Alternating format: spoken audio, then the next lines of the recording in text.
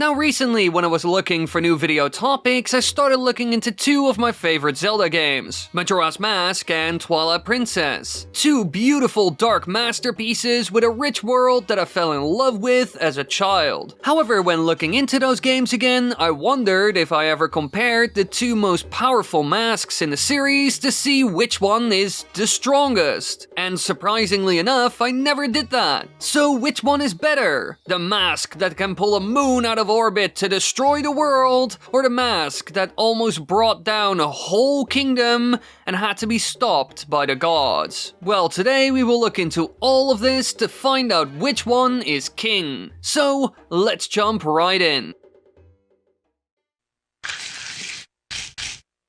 But first, introducing my new store, Wily.gg, the place to buy your new games and get your hands on eShop cards for Nintendo as well as Xbox. And don't forget, use code Wily at checkout to save 10%. Now let's continue.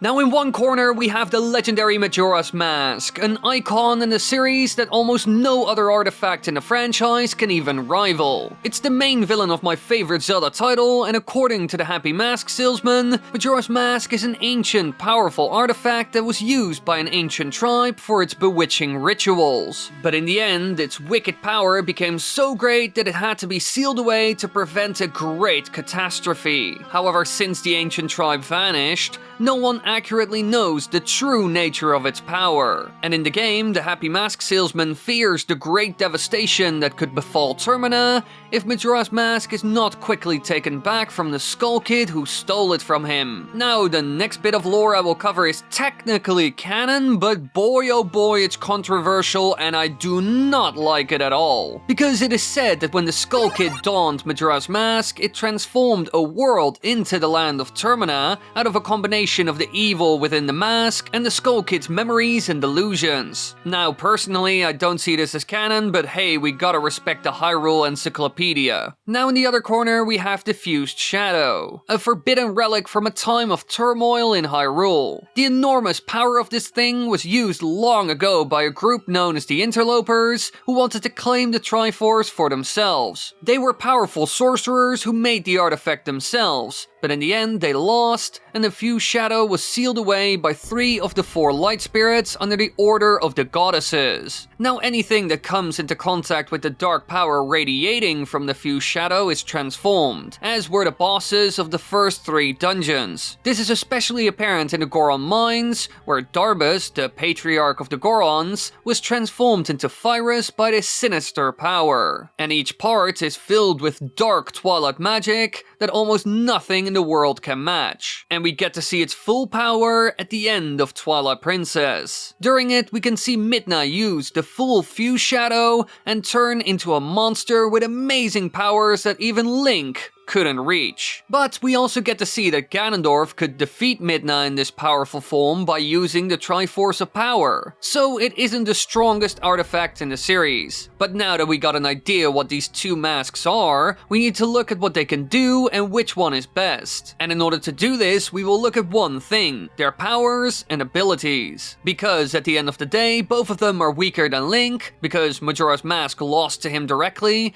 while the Fused Shadow couldn't beat Ganondorf, while Link was able to pull this off. Aside from that, we don't really know who made them, and the only theories out there that cover this come to the conclusion that both of them were made by the same tribe. So without further ado, let's look into their freaky and mystic powers. Now when it comes to the Fused Shadow, it has a lot of raw destructive power, which is quite different from what Majora's Mask can do. For example, just using a fraction of its power, Midna obliterated Zant. And when Midna uses the complete Fused Shadow, it transforms her into an enormous spider-like creature that can pierce the otherwise impenetrable barrier around Hyrule Castle created by Ganondorf. Aside from that, the shards of it already contained enough power that it could transform a normal person into some sort of demigod that almost no one could rival. Heck, even the Gorons couldn't do anything when their leader was consumed by just one piece, even though they are one of the most powerful powerful creatures in Hyrule, so clearly no normal mortal could rival it. Only the demigods known as the Light Spirits were able to stop diffused shadow, which gives us a good indication of its power. However, when the same thing was attempted with Majora's Mask, it didn't work. The Skull Kid was able to use the mask to beat the 4 giants, which are the gods of Termina. And even after they were freed, all they could do is help out with the moon, but they couldn't defeat Majora himself. Aside from that, Majora's powers seem to be more well-rounded and rely less on brute strength like diffused shadow. It was able to create a gigantic moon that it pulled towards the world of Termina to destroy it, and it can also put curses on people like we saw with Cafe. So Majora's powers are different in a way. He can manipulate the world around him,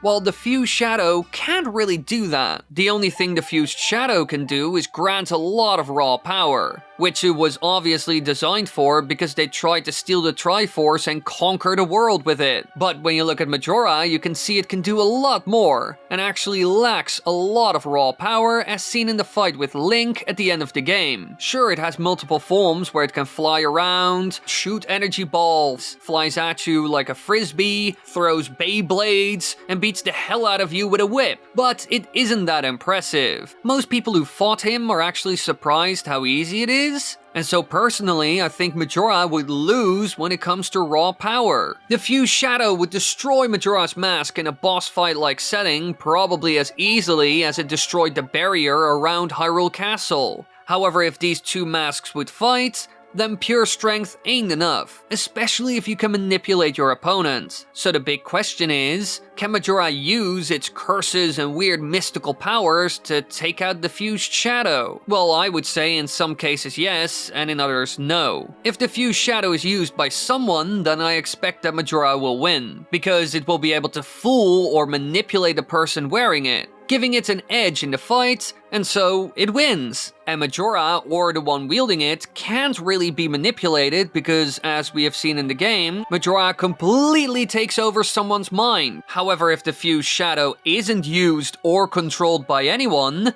it can use its raw power to completely destroy Majora's Mask. Even if it does something crazy like summon a moon, it can't be manipulated after all. So when it comes to the battle of Majora's Mask versus Diffused Shadow, it's a tricky one. Both of them have certain advantages that allow them to win in a fight, but only under specific circumstances. And so I want to know your take on all of this in the comments down below. Which one would win in a fight? The mask that can curse people and create giant moons, or the mask that grants its wielder immense power that almost no one can rival? And also, don't forget, I got more amazing videos for you to check out, and some of them are on the screen right now. Thank you all so much for watching. Be sure to fill in your answer in the post poll in the upper right corner. Be sure to subscribe, click the bell button, click all that stuff, subscribe, like, I don't know, watch videos. But leave your answer down below, I'm very curious, and I do read the comments, I really do. I hope you enjoyed the video, I hope you had fun. Thank you all so much for watching. Bye everybody, bye!